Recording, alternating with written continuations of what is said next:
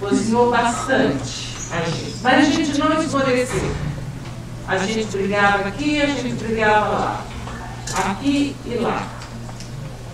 E, bem, aí chegou um tempo que a comissão, ela funciona assim, ela pede esclarecimento do governo, o governo dá um esclarecimento. Aí eles perguntam a gente se a gente está satisfeito. É óbvio que não, porque não esclareceu nada. Então a gente diz que não, por quê? Aí volta e vai, e isso foram quase 15 anos. Aí como o governo nos respondeu, o governo do presidente Lula respondeu para a comissão que tinha resolvido a questão dos mortos, dos desaparecidos, com a Lei 9.140, com as leis de anistia, aí, com as comissões de anistia, com as indenizações, e que esse era um assunto resolvido, portanto, pediu o arquivamento do caso. E nós brigamos, não resolveu nada, e então o caso foi para a corte. A corte mais rápida, a corte de cozinhetando. Então o caso foi para a corte, e a corte deu uma sentença. Quando ia para a corte, a comissão tinha decidido encaminhar a corte, o STF julga a atribuição de constitucionalidade da lei de anistia e responde, dá essa resposta que vocês conhecem, os torturadores são anistiados. Para quê? Para a gente chegar na corte com um fato consumado. Então, é um fato consumado, não se pode fazer mais nada, né? Felizmente, a corte, ela teve uma certa coerência, afinal de contas, existe essa corte, o objetivo de se organizar essa corte é de preservar a democracia. É óbvio que a gente tem que pensar que a democracia dos Estados é um pouco diferente daquela que a gente sonha. Mas é a preocupação deles com o cumprimento das leis internacionais, quando esses mesmos Estados fizeram, o governo brasileiro concordou em aceitar a corte. Então, a lei que ele mesmo fez, né? E o que eles dizem é o seguinte, que não tem autoanistia. Ditador não se anistia, se autoanistia.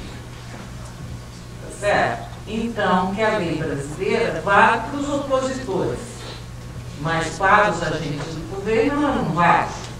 Então, o que diz a sentença? Porque esse processo de transição é importante entender o seguinte, no Brasil até hoje não se fez,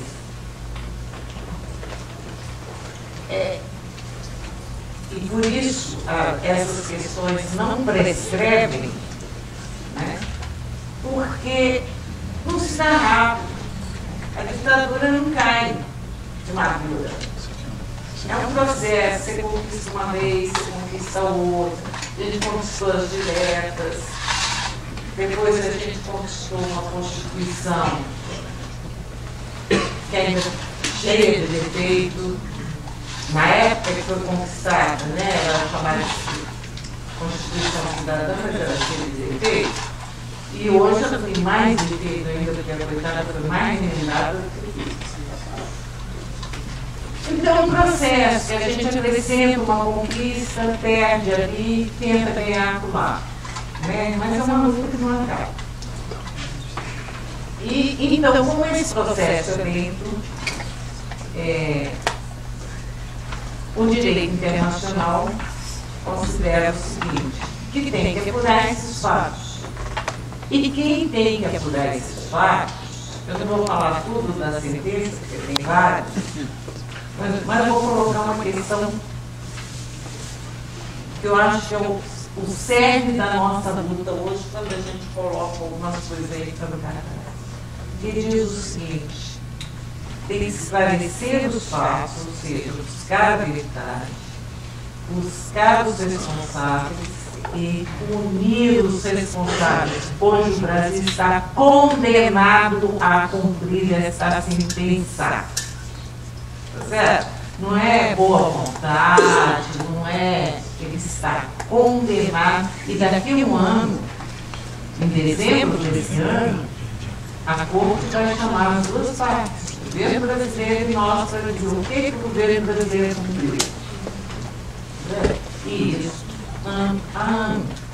Eu até brinco, agora eu vou passar todas as minhas férias de fim de ano na Costa Rica, porque é lá que acontece o mundo.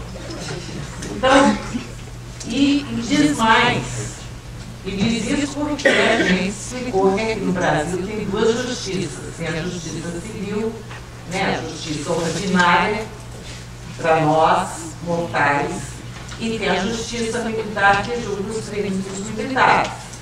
E que nós não queríamos os militares julgados pela justiça militar, embora nós civis tenhamos sido julgados e condenados pela justiça militar. Porque é óbvio que essas forças armadas que a gente tem, os juízes militares vão absolver todos os crimes, né? A justiça ordinária pode absolver ou não, né? Bem, com esse processo de ir para a corte, a justiça brasileira acabou dando a sentença. Então, nós ganhamos aqui no Brasil e ganhamos na corte da OEA. Nós ganhamos no Brasil em 2007. A primeira medida que foi tomada para a execução dessa sentença, que já vai fazer 4 anos, foi aquela busca e apreensão que houve na terça-feira na casa do famigerado Curió, que ficou preso por 3 horas, né? Ele está gozando de liberdade, embora processado. Foi a primeira medida depois de quase 4 anos. Então, é assim, é muito dura a nossa luta, porque a gente conquista milímetros. Certo? Mas, se hoje a gente tem essa sentença que a gente cobra aqui e lá fora, é porque a gente levou quase 40 anos para isso. E eu estou contando só esse pedacinho de burocrático, né? Judiciário, que é bem burocrático. Mas são as coisas que a gente teve força para fazer como familiar. Porque, lamentavelmente, os partidos não dão apoio à nossa vida. A gente encontra dificuldade porque a gente tem uma certa dificuldade no relacionamento dos partidos com os militares, né? Então, é assim, é comum a gente ver uma comissão da verdade que não seja revanchista. E essa comissão da verdade também tem uma história, que aliás começou em Minas, na Conferência Estadual de Direitos Humanos. E lá o pessoal pediu uma comissão de verdade e justiça. E trouxeram para a Conferência Nacional. E foi aprovado. Quem era contra eram os representantes, e era de se esperar do Ministério da Defesa. Eles votaram contra, tentaram tumultuar, mas eram só eles. Então, foi aprovado. Aí o governo Lula faz o terceiro Plano de Direitos Humanos, Nacional de Direitos Humanos. E coloca a Comissão de Liberdade, coloca a questão do aborto, coloca a questão da terra. E Aí o ministro da Defesa ameaça se demitir porque os comandantes militares não ficaram satisfeitos com a Comissão da Verdade. Aí tira, vai, volta, vira projeto de lei, vai para o Congresso. E quem foram as forças que nos combateram? E aí, quais eram os pontos polêmicos do Plano Nacional de Direitos Humanos? Comissão da Verdade e Justiça, que já a essa altura tinha virado Comissão da Verdade, quando o governo Fulani já tirou a Justiça. Comissão da Verdade era a questão do aborto e dos direitos dos homossexuais, questão da terra,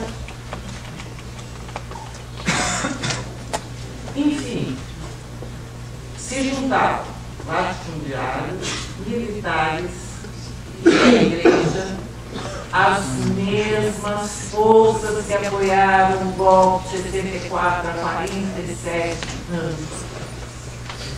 Então nós temos que ser espertos, nós temos que ter a nossa unidade, porque eles têm suas briguinhas, têm suas divergências, mas estão unidos contra a gente. E eles têm o poder do Estado, com o seu judiciário, com o seu legislativo, com o seu executivo. Então, eu não sou de partido, certo? Militei demais, não dá mais para militar partido. Estou no movimento feminista, porque é o movimento, e os partidos, eu acho que eles têm, na maioria dos partidos, eles não querem tratar dessa questão da ditadura e não querem tratar da questão da mulher. Porque nós somos mais da metade do mundo e, quando muito, eles aceitam dizer que consentem 30%. Né? Mas se nós somos mais de 50%, por que 30%? Isso aí, para falar de cota de partido, né? Porque tem outras cositas mais, né?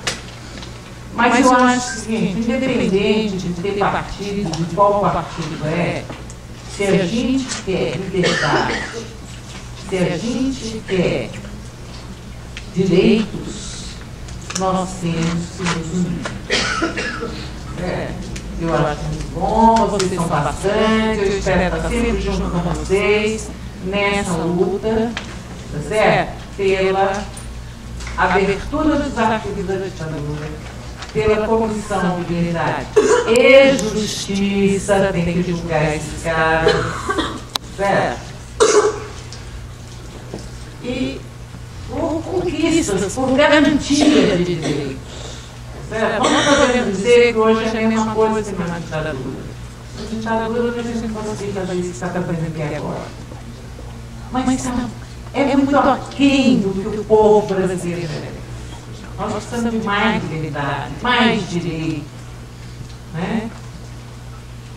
Então é isso, gente. Estou aqui com a boca assim.